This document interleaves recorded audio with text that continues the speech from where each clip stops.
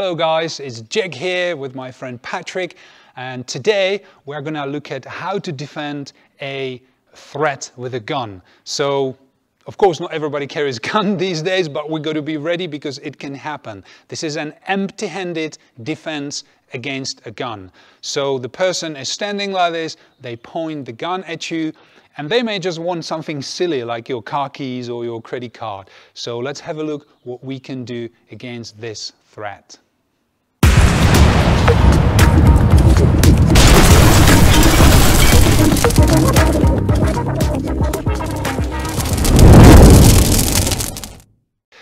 Okay, so let's have a look at an empty-handed defense against a pistol threat. So the aggressor points the pistol at me.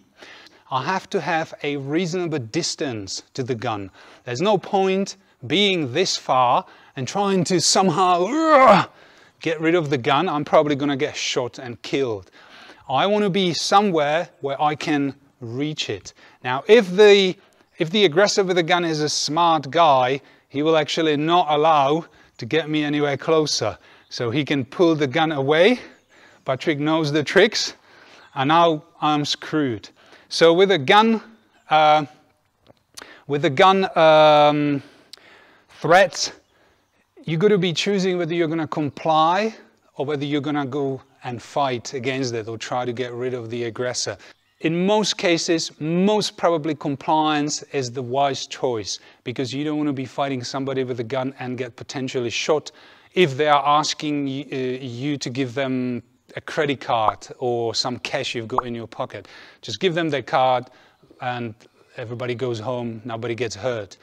Of course, in situations where perhaps you've got children with you, or you have to protect some property like an expensive car, or maybe some expensive jewelry, very expensive jewelry. If it was just a golden necklace, I would probably hand it over and not bother trying to defend myself.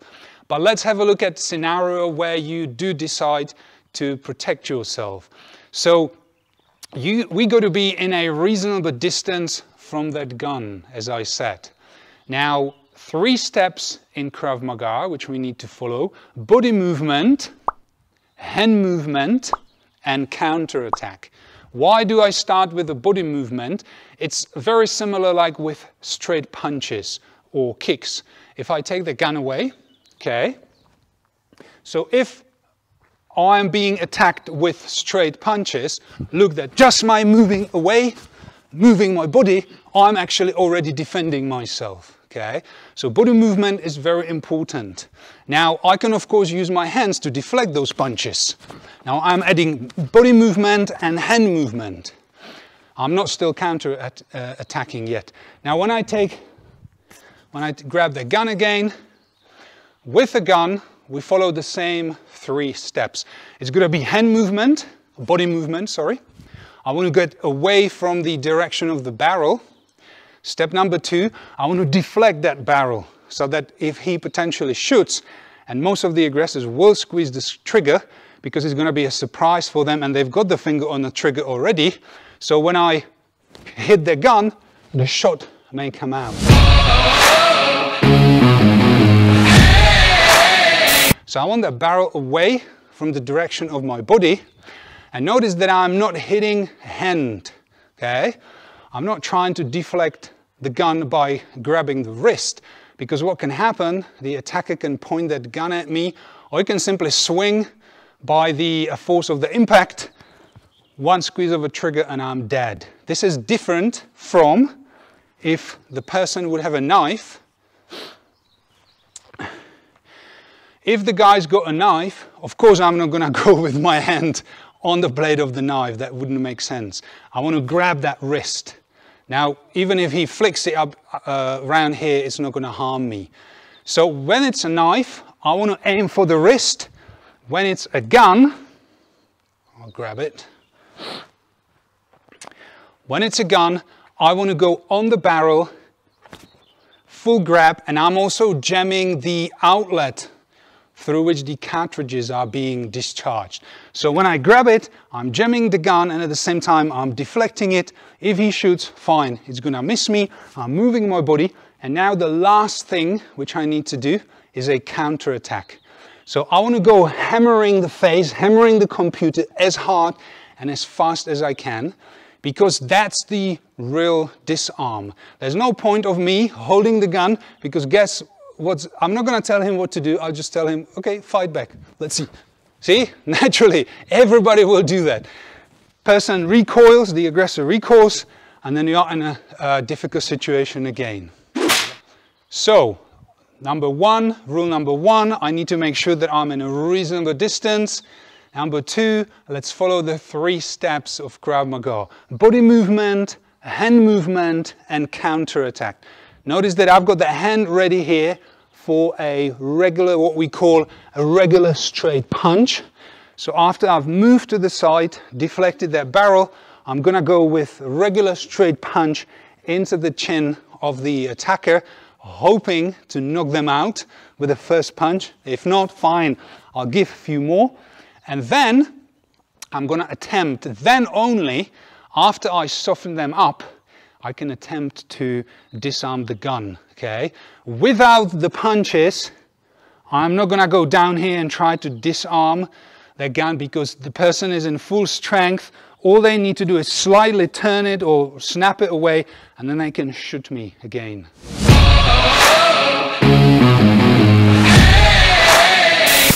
So body movement, hand movement, and I am pointing the barrel away from me and to the ground, so that if there are people standing around, nobody gets shot, and I'm counter-attacking, hammering the face, crushing the computer. Then I add my second hand on that gun, and I simply snap it away from the aggressor's hand. Now I can of course conceal that weapon and just control him, hey, stay away, leave me alone. Or if you decide to use that weapon as a gun, you make sure that the magazine is in, you make sure that you unblock the potential jammed cartridge, and then you can use it as a normal gun. Otherwise, you just keep it away, which is probably the safest option in case that there are some CCTV cameras or police arriving. You don't want to be there walking like pointing guns at somebody, because you can be perceived as an aggressor. So keep it away, control the situation in a non-threatening way.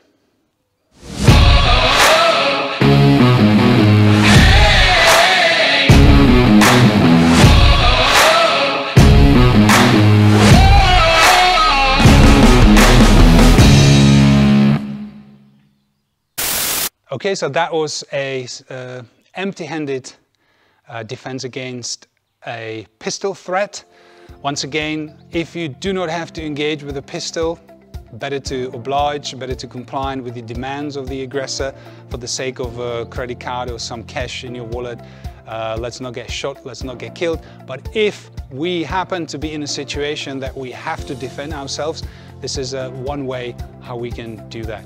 Remember, important rule is to maintain a correct distance. If I am too close or too far, or rather too far from the gun, better not to engage. We need to be at a reasonable distance so that we can reach the gun very quickly. And then it's just the 3 steps of Krav Maga: body movement, hand movement, and counter attack. So hope this video makes sense. If you liked it, guys, feel free to comment in the comments below and give us a thumbs up.